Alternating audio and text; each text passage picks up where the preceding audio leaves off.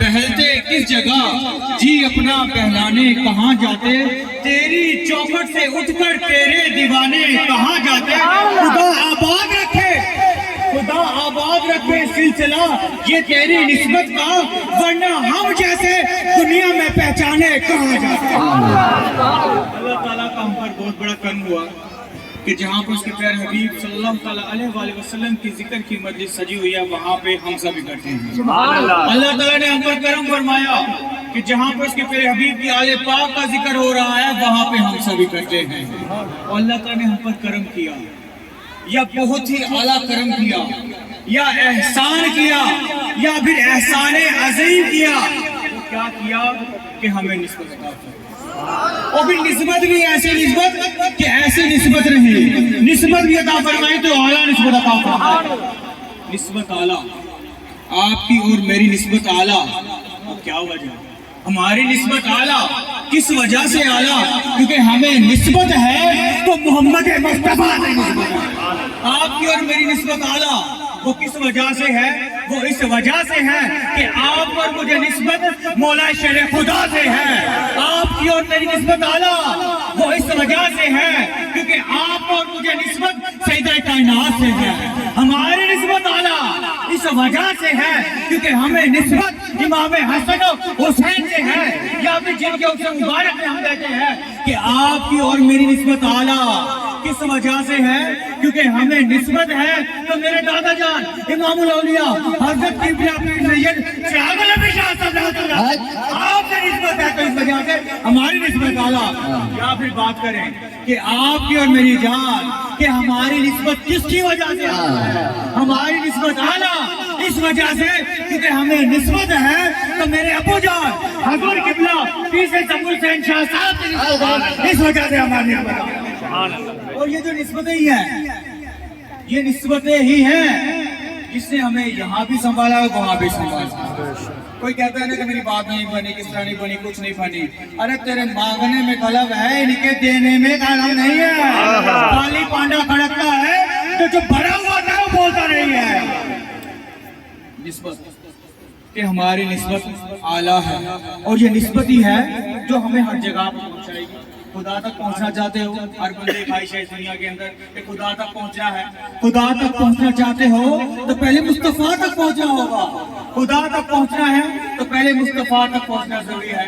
इस तरह खुदा तक पहुंचने के लिए मुस्तफा तक पहुंचना जरूरी है, इसी तरह मुस्तफा तक पहुंचने के लिए अपने मुर्शिद करीम से ताल्लुक़ और निस्बत होना जरूरी है।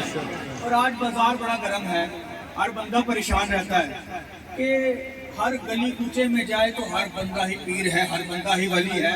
पहचान कैसे हो कि कौन सच्चा है और मुनाफिक है? क्योंकि आज ये मोमिन मुनाफिक की बड़ी मिसालें चल रही हैं।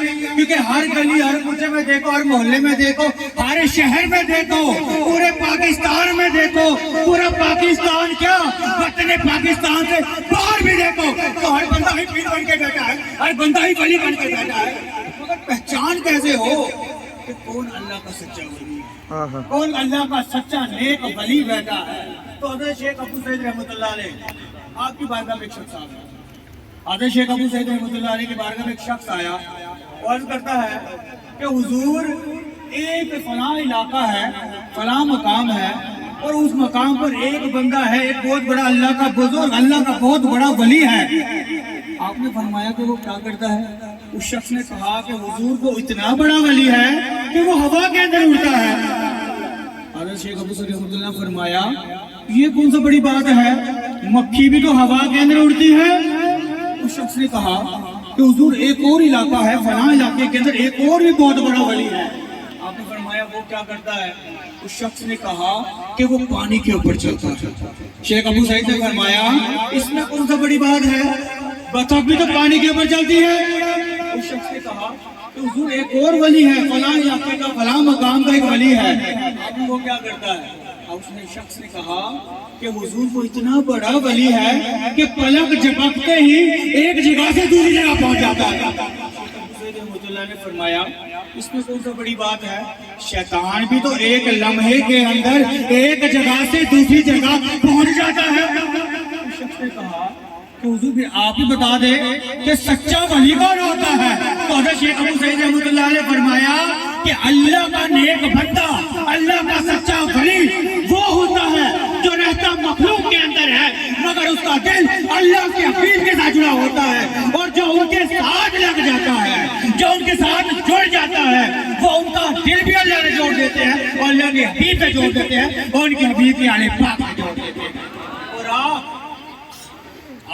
اور میں خوش نصیب ہیں کیونکہ ہمیں نسبت اللہ نے پہلے ہی عطا فرما دی ہے کہ ہمیں پہلے ہی اپنے مرشد والا بنا دیا ہے۔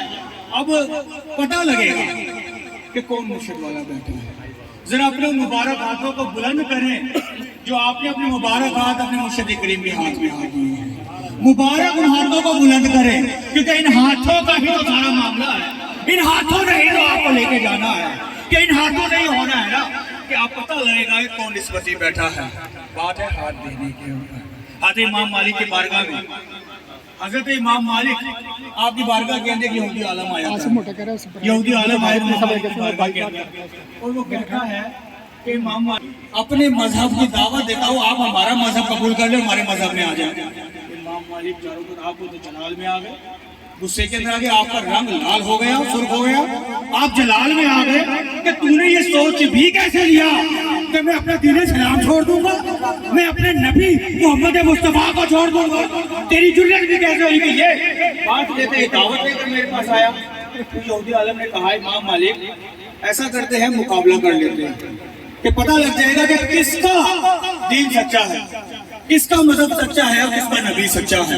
امام مالک فرمایا تم جیسے کہتے ہو ویسے کرنے کو تیار ہوں، اگر علم سے کہتے ہو علم سے میں مقابلہ کرنے کو تیار ہوں، عمل سے کہتے ہو تو عمل سے کرنے کے لیے تیار ہوں۔ اس یہودی عالم نے کہا کہ ہم علم سے نہیں کریں گے، عمل سے کریں گے۔ امام مالک نے کہا کہ تم جیسا کہو کہ میں ویسا کرنے کو تیار ہوں۔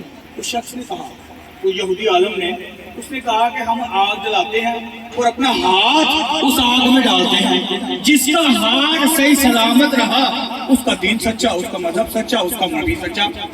چنانچہ میدان سجایا گیا، آگ کو جاگ لگائی گئی، لکڑی سجائی گئی، پٹی لگائی گئی۔ جب آگ کے شعلے بھڑکنا شروع ہو گئے تو امام مالک اس یہودی عالم کا ہاتھ پکڑتے ہیں اور اس آگ میں ڈالتے ہیں، اور جب ہاتھ باہر نکالتے ہیں تو امام مالک کا بھی ہاتھ صحیح سلامت اور یہودی عالم کا بھی صحیح سلامت۔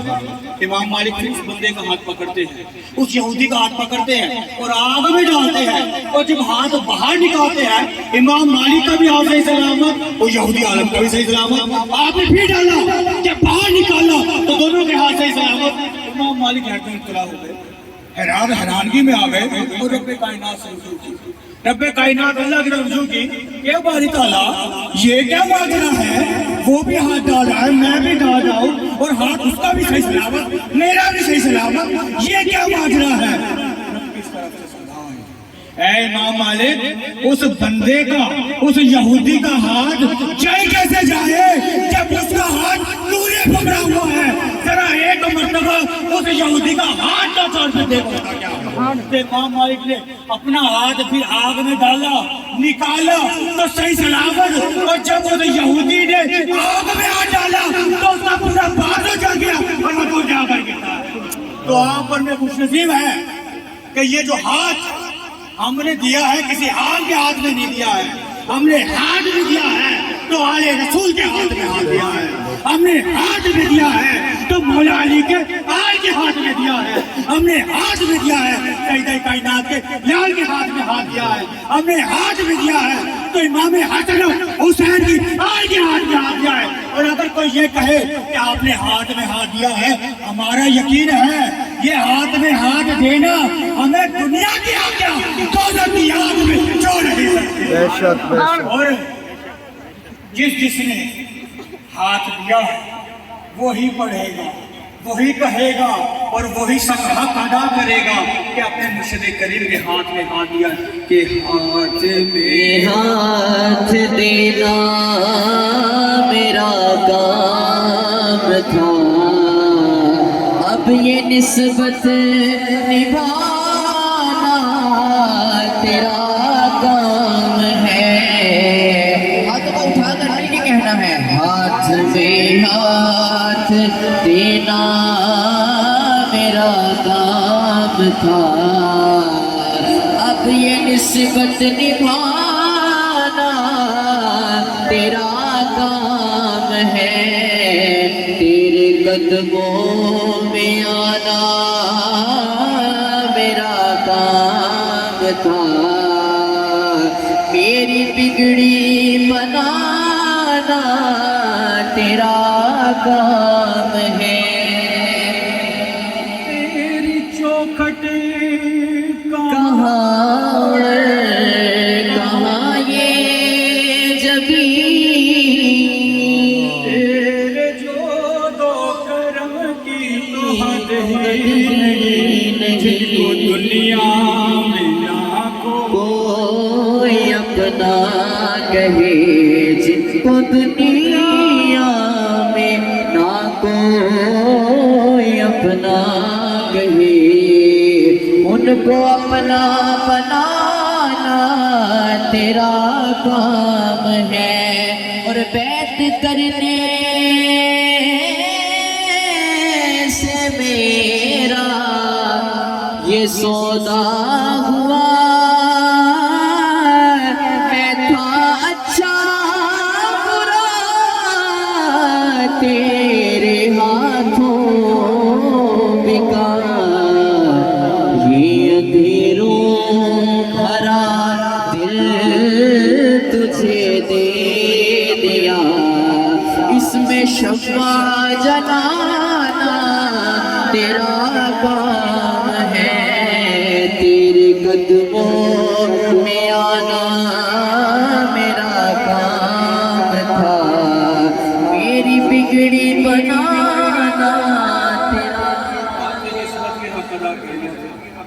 اب وہ ذکر جس کے ذکر سے اگر وہ ذکر نہ کیا جائے تو ہمارا ذکر ہی مکمل نہیں ہوتا۔ ہم کھاتے ہیں کس کا کھاتے ہیں؟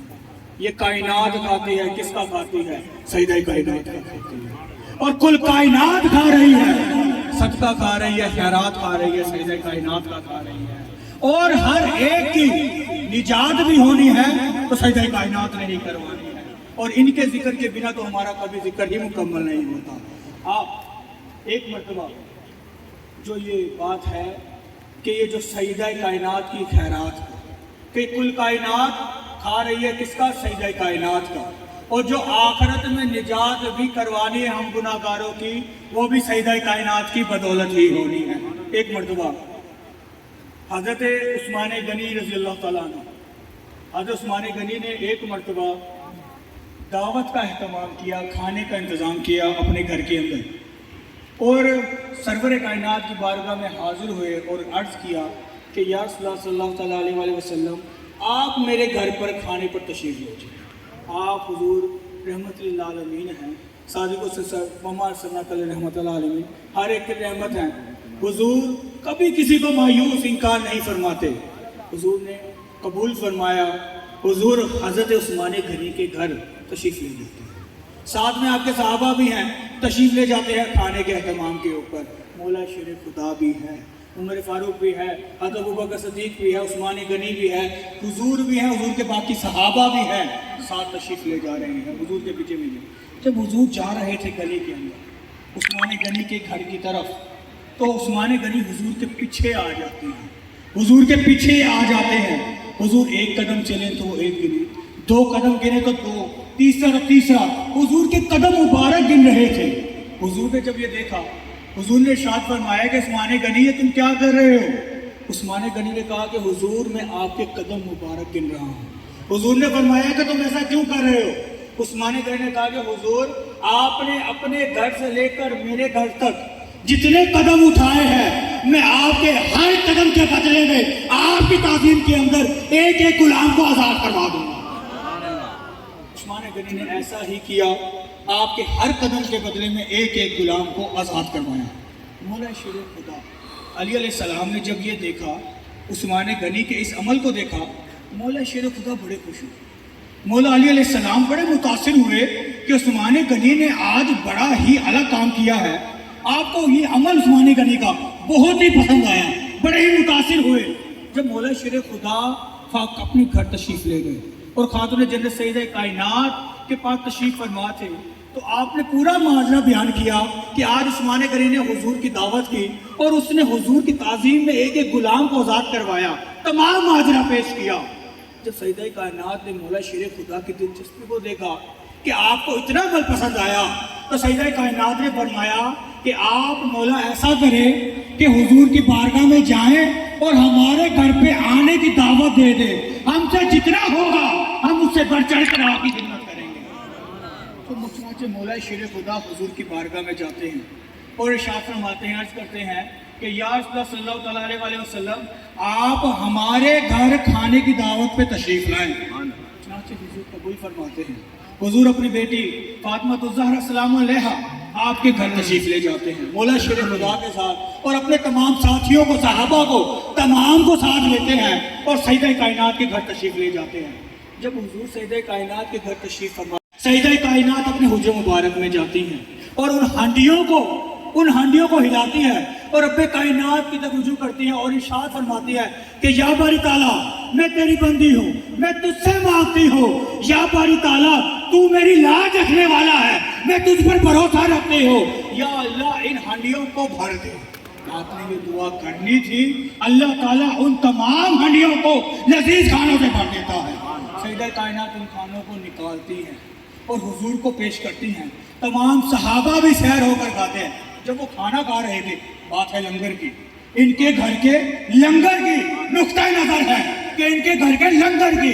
سیدہ کائنات نے جب کھانا کر دیا، تمام صحابہ کھا رہے تھے، تمام صحابہ، تمام ساتھی حضور کے کھا رہے تھے، وہ آپس میں گفتگو کر رہے تھے کہ آج سے پہلے ہم نے ایسا کھانا نہیں کھایا، آج سے پہلے ایسا لذیذ کھانا ہم نے نہیں کھایا، ہم نے اپنی پوری زندگی میں ایسا کھانا نہیں کھایا۔ جب وہ گفتگو کر رہے تھے، حضور کے کان مبارک میں ان کی گفتگو چلی گئی۔ حضور نے جب یہ سنا، حضور نے ارشاد فرمایا، اے صحابہ کیا تم جانتے ہو کہ یہ کھانا کہاں سے آیا ہے؟ صحابہ نے کہا کہ حضور آپ بہتر جانتے ہیں۔ حضور نے ارشاد فرمایا، صحابہ یہ کھانا اللہ تعالیٰ نے ہمارے لیے جنت سے بھیجا ہے۔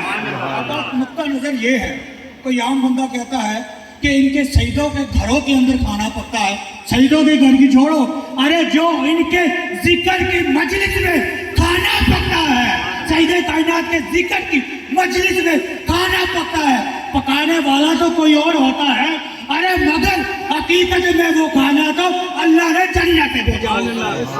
بات نقطہ نظر کی ہے۔ جب سب نے سیر ہو کر کھا لیا، سیدہ کائنات پھر اپنے حجرے مبارک میں جاتی ہیں اور رب کائنات سے ارشاد فرماتی ہیں کہ یا باری تعالیٰ میں تیری بندی ہوں، میں تجھ سے مانگتی ہوں، مجھے تجھ پر بھروسہ ہے، تو میری لاج رکھنے والا ہے، میں عثمان غنی کی طرح حضور کے ایک قدم کے بدلے میں ایک غلام آزاد نہیں کروا سکتی، مگر یا اللہ تو میرے بابا کے ہر ایک قدم کے بدلے کے اندر میری بابا کی گناہ گار امت کے ایک ایک بندے کی بخشش کر دے۔ آپ کی یہ دعا کرنی تھی، سیدہ کائنات کی یہ دعا کرنی تھی۔ بشارت آتی ہے، جبریل امین حضور کی بارگاہ میں حاضر ہوتے ہیں اور ارشاد فرماتے ہیں کہ یا رسول اللہ صلی اللہ تعالیٰ علیہ وسلم، اللہ سے میں بشارت دے رہا ہوں کہ اللہ آپ کی بیٹی فاطمہ کی اس دعوت کو بڑا پسند فرما رہا ہے، اور اللہ خوش ہو کر یہ کہہ رہا ہے، اللہ نے یہ پیغام بھیجا ہے کہ بتا دو کہ اللہ نے آپ نے حضور جو اپنے گھر سے لے کر فاطمہ کے گھر تک جتنے قدم اٹھائے ہیں، آپ کے ہر ایک قدم کے بدلے کے اندر اللہ نے آپ کی امت کے 1000 قدم کے بدلے 1000 گناہگاروں کو دوزخ سے نجات عطا فرما دی ہے۔ بات ہے نجات کی کہ جو نجات ہونی ہے، دوزخ سے خلاصی ہونی ہے، وہ کس نے کروانی ہے؟ وہ سیدہ کائنات سلام اللہ نے کروانی ہے۔ تو کیا کو کہا کسی نے کہ آؤ در زہرا پر پھیلائے ہوئے دامن، اے نسل کریموں کی لجے پال کرانا ہے۔ اور ہم یہ خوش نصیب ہے، ہم کھاتے بھی ان کا ہے، کھاتے بھی ان کا ہے، ہم نمک حرام میں سے نہیں ہے، ہم الحمدللہ نمک حلالی میں سے ہے کہ جن کا کھائے ان کا ہی گاتے ہیں اور ان سے ہی مانگتے ہیں کہ پڑا ہوں در پہ تیرے مثل کا حیا